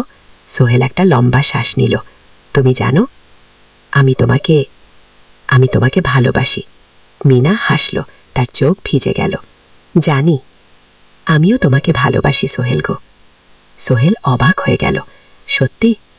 হ্যাঁ, অনেকদিন ধরেই জানি। তুমি আমার জীবনে এসে সবকিছু বদলে দিয়েছ। তোমার সাথে থাকলে আমার মনে হয় আমি যে কোনো কিছু করতে পারবো। দুজনে কিছুক্ষণ চুপ করে বসে রইল। সমুদ্রের ঢেউ এসে পায়ে লাগছিল। সূর্য পশ্চিমে ঢলে পড়ছে, আকাশ লাল কমলা হয়ে গেছে। কিন্তু আমার বাবার সাথে কথা বলতে হবে। কি মিনা বলল, আমি তৈরি, যখন বলবে তখন বলবো। পরের সপ্তাহে সোহেল মিনার বাবার সাথে কথা বলল। আব্দুল হামিদ সাহেব প্রথমে একটু দ্বিধা করলেন। তুমি কোন পরিবারের ছেলে? তোমার বাবা কি করতেন? সোহেল সব সত্যি বলল। তার বাবা ছিলেন স্কুল শিক্ষক, মারা গেছেন 10 বছর আগে। মা গ্রামে থাকেন, ছোট বোন কলেজে পড়ে। তুমি নিজে কি করো? আমি আলামিন কনস্ট্রাকশন কোম্পানিতে জুনিয়র অ্যাকাউন্ট অ্যাসিস্ট্যান্ট। মাসে 15,000 টাকা বেতন। আব্দুল হামিদ সাহেব ভাবলেন, তারপর বললেন, দেখো, মিনা আমার একমাত্র সন্তান। তার মা নেই, আমি একা তাকে বট করেছি। আমি চাই মিনা একজন ভালো ছেলের সাথে বিয়ে হোক। তুমি দেখতে ভালো ছেলে মনে হচ্ছে, কিন্তু আমাকে তোমার মায়ের সাথে দেখা করতে হবে, তোমার পরিবারকে জানতে হবে। জি আঙ্কেল, আমি ব্যবস্থা করছি। সোহেল খুশিতে আটখানা। সে সেদিন রাতেই তার মাকে ফোন করল, মাকে সব বলল। মা প্রথমে অবাক হলেন, তারপর খুশি হলেন। মিনা মেয়েটা কেমন? খুব ভালো মা, তুমি দেখলে পছন্দ করবে কি? ঠিক আছে, আমি আর ঋতু আসছি চট্টগ্রাম। 2 সপ্তাহ পর সোহেলের মা আর বোন চট্টগ্রাম এলো। সোহেল তাদের নিয়ে মিনার বাড়িতে গেল। 2 পরিবার একসাথে বসল। মিনার বাবা সোহেলের মাকে দেখে খুশি হলেন। সোহেলের মা সহজ সরল ভদ্র মহিলা। আপনার ছেলে খুব ভালো, মিনা তাকে পছন্দ করে। আমিও রাজি গো, আব্দুল হামিদ সাহেব বললেন। আমার সোহেল সৎ ছেলে, মিনাকে খুব ভালোবাসে। আমি জানি ও মিনাকে সুখে রাখবে। জি, সোহেলের মা বললেন। বিয়ের তারিখ ঠিক হলো 3 মাস পর। এই 3 মাসে সোহেল যথেষ্ট টাকা জমাবে। বিয়ে হবে সাদামাটা কিন্তু সুন্দর। অষ্টম অধ্যায়, নতুন পথ। 3 মাস কেটে গেল দ্রুত। সোহেল প্রতিদিন কঠোর পরিশ্রম করছিল অফিসে। তার কাজের প্রশংসা হচ্ছে। আলী সাহেব তাকে এখন ছোটখাটো প্রজেক্টের হিসাব দেখতে দিচ্ছেন। সোহেল তার সঞ্চিত টাকা দিয়ে বিয়ের আয়োজন করল। বিয়ে হলো মিনার বাড়ির কাছের একটা কমিউনিটি সেন্টারে। খুব বেশি লোক আসেনি, 2 পরিবারের আত্মীয় স্বজন আর অফিসের কয়েকজন সহকর্মী। কিন্তু অনুষ্ঠান ছিল খুব সুন্দর। সোহেল যখন মিনাকে বিয়ের পোশাকে দেখল, তার মনে হলো পৃথিবীর সবচেয়ে সুন্দর মেয়ে সে। লাল শাড়ি পরা, মুখে হালকা মেকআপ, কিন্তু তার স্বাভাবিক সৌন্দর্যই ছিল আসল। বিয়ের পর সোহেল একটা ছোট্ট ফ্ল্যাট ভাড়া নিল। 2 রুমের ফ্ল্যাট, মাসে ভাড়া 5,000 টাকা। মিনা এখনও তার পড়াশোনা চালিয়ে যাচ্ছে। আরও 1 বছর বাকি গ্র্যাজুয়েশন শেষ হতে। সোহেলের মা আর বোন গ্রামে ফিরে গেল। মা বলে গেলেন, সোহেল, মিনাকে ভালো রাখিস। মেয়েরা অনেক ত্যাগ করে সংসার করতে। জানি মা গো। নতুন জীবন শুরু হলো। সোহেল সকালে অফিসে যায়, সন্ধ্যায় ফিরে। মিনা সকালে কলেজে যায়, দুপুরে ফিরে রান্না করে, ঘর গোছায়। সন্ধ্যায় দুজনে একসাথে বসে পড়াশোনা করে, গল্প করে, টিভি দেখে। জীবন সুন্দর ছিল, কিন্তু চ্যালেঞ্জও ছিল। মাসিক খরচ ভাড়া 5,000, বাজার 3,000, বিদ্যুৎ গ্যাস 1,000, মায়ের জন্য 5,000, মিনার কলেজের খরচ 1,200, মোট প্রায় 14,000 টাকা বাঁচে। বাঁচাতো মাত্র 1,000 খানিক। কিন্তু সোহেল হাল ছাড়ল না। শেষ সন্ধ্যায় একটা কম্পিউটার ট্রেনিং সেন্টারে পার্ট টাইম পড়ানো শুরু করল। সপ্তাহে 3 দিন 2 ঘন্টা করে। এতে মাসে আরও 3,000 টাকা আসতে লাগল। মিনাও বসে থাকল না। সে বাড়িতে বসে কয়েকজন স্কুলের ছাত্রছাত্রীকে টিউশন পড়াতে শুরু করল। মাসে 2,000 টাকা আয়। এভাবে কেটে গেল 6 মাস। দুজন মিলে পরিবার চালাচ্ছে, স্বপ্ন দেখছে। একদিন সোহেল বলল, মিনা, আমি একটা নতুন স্বপ্ন দেখছি গো। কি? আমি নিজে একটা ছোট্ট কনস্ট্রাকশন কোম্পানি খুলতে চাই। ছোট ছোট প্রজেক্ট নেব, বাড়ি মেরামত, ছোট বিল্ডিং বানানো, এইসব। তোমার কি যথেষ্ট অভিজ্ঞতা আছে? আছে। আমি 2 বছর ধরে এই কাজের সাথে জড়িত, অনেক কিছু শিখেছি, আর আলী সাহেবও আমাকে সাহায্য করবেন। গো, কিন্তু টাকা কোথায়? কোম্পানি খুলতে তো অনেক টাকা লাগবেই গে। আমি জমাচ্ছি, আরও 1 বছর কাজ করব, তারপর চেষ্টা করব। মিনা তাকে সমর্থন দিল। তুমি পারবে, তোমার মধ্যে সেই শক্তি আছে। কি? নবম অধ্যায়, চ্যালেঞ্জের সময়। কিন্তু ভাগ্য সবসময় অনুকূলে থাকে না। সোহেল যখন স্বপ্ন দেখছিল নিজের কোম্পানি খোলার, তখনই একটা বড় সমস্যা এলো। আলী সাহেবের কোম্পানি একটা বড় প্রজেক্ট পেয়েছিল, একটা 10 তলা বিল্ডিং বানানোর কাজ। কিন্তু প্রজেক্টের প্রধান ইনভেস্টর হঠাৎ পালিয়ে গেল। তিনি কোম্পানির কাছ থেকে প্রায় 50 লাখ টাকা নিয়ে গেছেন, কিন্তু কাজ শেষ হয়নি। কোম্পানি বড় ক্ষতির মুখে পড়ল। আলী সাহেব অনেক কর্মচারীকে ছাঁটাই করতে বাধ্য হলেন। প্রায় 10 জনকে চাকরি থেকে বাদ দিলেন। বাকিদের বেতন কমাতে হলো। সোহেলকে আলী সাহেব ডেকে বললেন, সোহেল, আমি তোমাকে রাখতে চাই, তুমি বিশ্বস্ত কর্মচারী, কিন্তু তোমার বেতন কমাতে হবে 15,000 থেকে 10,000। উঠ। সোহেল মনে মনে চিন্তায় পড়ে গেল। 10,000 টাকায় সংসার চলবে কিভাবে? মায়ের খরচ, ভাড়া, বাজার সব মিলিয়ে 14,000 টাকা লাগে। কিন্তু সে কিছু বলল না। ঠিক আছে স্যার। বাড়ি ফিরে সোহেল মিনাকে সব বলল। মিনা চিন্তিত হয়ে গেল। এখন কি হবে? চিন্তা করো না, আমি পার্ট টাইম টিউশনির সময় বাড়াবো, আর তুমিও বেশি করে টিউশন নাও গো। কিন্তু আমার তো পড়াশোনাও আছে গে। জানি, কিন্তু এখন এটাই করতে হবে গো। সোহেল সন্ধ্যায় আরও 2টো জায়গায় পার্ট টাইম কাজ খুঁজুন। একটা দোকানে সন্ধ্যায় হিসাব দেখার কাজ পেল, মাসে 2,000 টাকা। আরেকটা জায়গায় সপ্তাহান্তে কম্পিউটার রিপেয়ারের কাজ পেল, মাসে 1,500 টাকা। মিনাও 3 জন নতুন স্টুডেন্ট নীল টিউশনে, তার আয় বাড়ল 2,000 থেকে 3.5। এ কঠিন সময় ছিল। সোহেল সকাল 8টায় অফিসে যেত, সন্ধ্যা 6টায় ফেরত। তারপর একটু বিশ্রাম নিয়ে 7:30টায় বের হতো পার্ট টাইম কাজে, রাত 10টায় বাড়ি ফিরত। রবি সোমবার কম্পিউটার রিপেয়ারের কাজ। মিনাও সকালে কলেজে যেত, দুপুরে ফিরে রান্না করত, তারপর বিকেলে টিউশন পড়াতো, রাতে খাওয়া দাওয়ার পর পড়াশোনা করত। দুজনেরই শরীর খারাপ হতে শুরু করল। সোহেল একদিন অফিসে অজ্ঞান হয়ে পড়ে গেল। ডাক্তার দেখাতে নিয়ে গেল। ডাক্তার বলল অতিরিক্ত পরিশ্রম, শরীরে পুষ্টির অভাব, ঠিকমতো খাচ্ছেন না মনে হচ্ছে গে। সত্যি কথা, খরচ বাঁচাতে সোহেল আর মিনা অনেক সময় কম খেত। মাংস মাছ কিনত সপ্তাহে 1 দিন, বাকি সময় শাকসবজি ডাল। মিনা সোহেলকে বলল, আর নয় সোহেল, তুমি এভাবে নিজেকে শেষ করে ফেলছ। আমার পড়াশোনা বন্ধ করে দেই, আমি ফুল টাইম চাকরি করি কে। না, সোহেল জোর দিয়ে বলল, তোমার পড়াশোনা বন্ধ হবে না, আরও মাত্র 6 মাস বাকি, তুমি গ্র্যাজুয়েট হবেই। কিন্তু তুমি? আমি ঠিক হয়ে যাব, চিন্তা করো না আগে। কিন্তু পরিস্থিতি আরও খারাপ হলো যখন সোহেলের মায়ের অসুখ হলো, হার্টের সমস্যা, হাসপাতালে ভর্তি করতে হলো, খরচ 5,000 টাকা। সোহেলের হাতে এত টাকা কোথায়? সে করিম মামার কাছে ধার চাইল। করিম মামা 20,000 টাকা দিলেন, বাকি 30,000 টাকা সোহেল একটা এনজিও থেকে ঋণ নিল, সুদের হার মাসে 2%। মায়ের চিকিৎসা হলো, তিনি সুস্থ হয়ে গেলেন, কিন্তু সোহেল এখন ঋণের বোঝায় পড়ে গেল। প্রতি মাসে 3,000 টাকা করে কিস্তি দিতে হবে। সেই রাতে সোহেল আর মিনা বিছানায় শুয়ে কথা বলছিল। সোহেল বলল, মিনা, আমি মনে হয় ভুল করেছি, শহরে এসে বিয়ে করে তোমাকে কষ্টে ফেলেছি। মিনা তার হাত ধরল। না সোহেল, তুমি ভুল করনি। জীবনে এরকম খারাপ সময় আসে, কিন্তু এটা কাটিয়ে ওঠাই হলো আসল শক্তি। আমরা একসাথে আছি, একসাথে থাকব, সব কিছু ঠিক হয়ে যাবে। মিনার কথায় সোহেল একটু সাহস পেল। হ্যাঁ, হাল ছাড়া যাবে না। 10ম অধ্যায়, আলোর দিকে। 3 মাস পরে পরিস্থিতি একটু ভালো হতে শুরু করল। আলী সাহেবের কোম্পানি একটা নতুন প্রজেক্ট পেল, একটা স্কুল বিল্ডিং বানানোর কাজ। কোম্পানি আবার স্থিতিশীল হতে শুরু করল। আলী সাহেব সোহেলকে ডেকে বললেন, সোহেল, আমি তোমার কঠোর পরিশ্রম দেখেছি, খারাপ সময়েও তুমি কোম্পানি ছেড়ে যাওনি, আমি কৃতজ্ঞ। আজ থেকে তোমার বেতন আবার 15,000 টাকা দিই। সোহেল খুশি হয়ে গেল। ধন্যবাদ স্যার। মিনাও গ্র্যাজুয়েশন শেষ করল, ভালো ফলাফল করল। সে এখন চাকরি খুঁজছে। একদিন মিনা একটা প্রাইভেট স্কুলে শিক্ষিকার ইন্টারভিউ দিতে গেল। ইন্টারভিউ ভালো হলো, তাকে নিয়োগ দেওয়া হলো। বেতন 12,000 টাকা। সেদিন সন্ধ্যায় দুজনে মিলে একটা ছোট্ট পার্টি করল। একটা বিরিয়ানি কিনত, কুমোর পানীয় কিনত, দুজনে মিলে খেলো। আমরা পেরেছি সোহেল, মিনা বলল। হ্যাঁ, আমরা পেরেছি গো। এখন দুজনের মিলিয়ে আয় 27,000 টাকা। খরচ চালানের পর প্রায় 10,000 টাকা বাজে। সোহেল এই টাকা দিয়ে ঋণ শোধ করতে শুরু করল, পার্ট টাইম কাজগুলো ছেড়ে দিল, শরীরের যত্ন নেওয়া শুরু করল। আরও 6 মাস পরে সোহেলের কাছে একটা বড় সুযোগ এলো। আলী সাহেব একদিন তাকে ডাকলেন। সোহেল, তুমি কি নিজের ব্যবসা করতে চাও? স্যার, আমি তোমাকে একটা ছোট্ট প্রজেক্ট দিতে চাই, একটা 3 তলা বিল্ডিংয়ের কনস্ট্রাকশন। তুমি ম্যানেজ করবে, আমি শুধু সুপারভাইজ করব। লাভের 50% তোমার বউ। সোহেল ভাবল এটা একটা বড় সুযোগ, কিন্তু ঝুঁকিও আছে।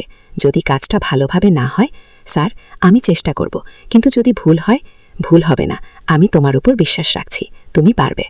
সোহেল রাজি হয়ে গেল। এই প্রজেক্ট তার জীবনের টার্নিং পয়েন্ট হতে পারে। 11 অধ্যায়, স্বপ্ন পূরণের পথে। পরের 6 মাস সোহেল খুব কঠোর পরিশ্রম করল। প্রজেক্টটা ম্যানেজ করা সহজ ছিল না। শ্রমিক নিয়োগ, মেটেরিয়াল কেনা, কাজের তদারকি, সময়মতো কাজ শেষ করা, সব দায়িত্ব তার। প্রথম 2 মাস খুব চাপের মধ্যে গেল।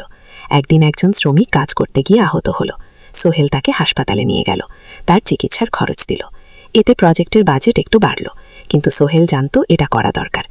আরেকদিন ভুল মেটেরিয়াল ডেলিভারি হলো। সোহেল সেগুলো ফেরত পাঠালো, সঠিক জিনিস আনালো।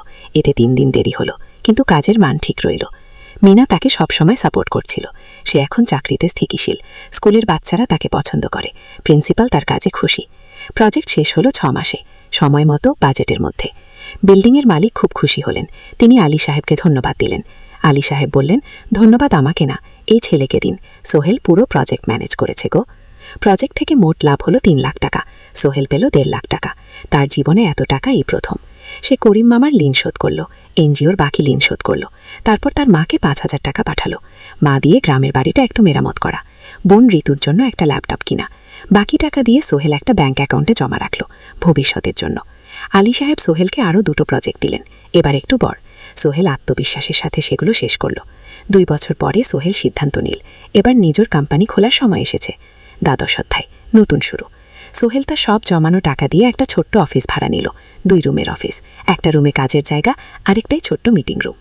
অফিসের সামনে একটা বোর্ড লাগালো, Sohel construction and development. Mina তাকে সাহায্য করছিল। সে অফিসের অ্যাকাউন্টস দেখত সন্ধ্যায় স্কুল থেকে ফিরে। দুজন মিলে একটা টিম। প্রথমে ছোট ছোট কাজ নিল, বাড়ি মেরামত, দোকান সংস্কার, ছোট বিল্ডিং কনস্ট্রাকশন। কাজের মান ভালো রাখার চেষ্টা করল, সময় মতো শেষ করল, দাম রাখল। ধীরে ধীরে সোহেলের সুনাম ছড়িয়ে পড়ল।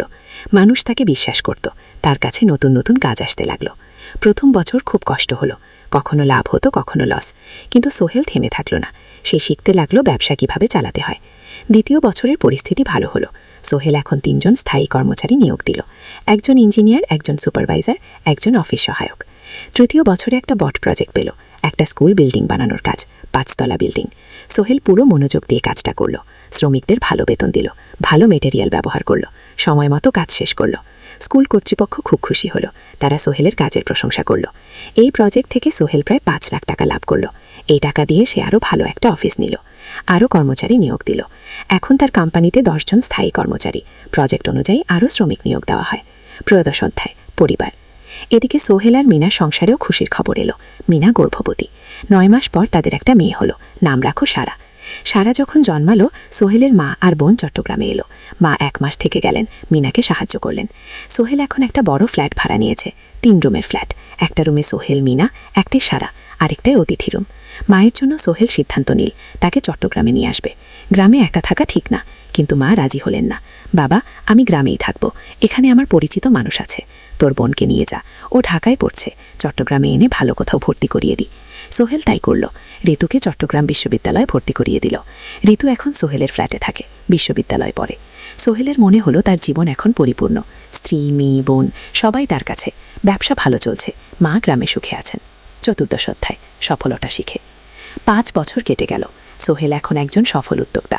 তার কোম্পানি সোহেল কনস্ট্রাকশন অ্যান্ড ডেভেলপমেন্টই এখন চট্টগ্রামে বেশ পরিচিত। প্রায় 30 জন কর্মচারী তার অধীনে কাজ করে। সোহেল এখন শুধু ছোট প্রজেক্ট করে না, বড় বড় প্রজেক্টও করে। একটা 8 তলা বিজনেস কমপ্লেক্স বানানোর কাজ পেয়েছে, একটা হাসপাতাল বিল্ডিং বানাচ্ছে। মিনা এখনও স্কুলে পড়ায়, সে এখন ভাইস প্রিন্সিপাল, সাথে সোহেলের কোম্পানির অ্যাকাউন্টস ম্যানেজার। দুজন মিলে ব্যবসা চালায়। সারা এখন 4 বছরের স্কুলে ভর্তি হয়েছে, খুব চালাক মেয়ে ঋতু। বিশ্ববিদ্যালয় থেকে গ্র্যাজুয়েট হয়ে একটা ব্যাংকে চাকরি পেয়েছে। একদিন আলী সাহেব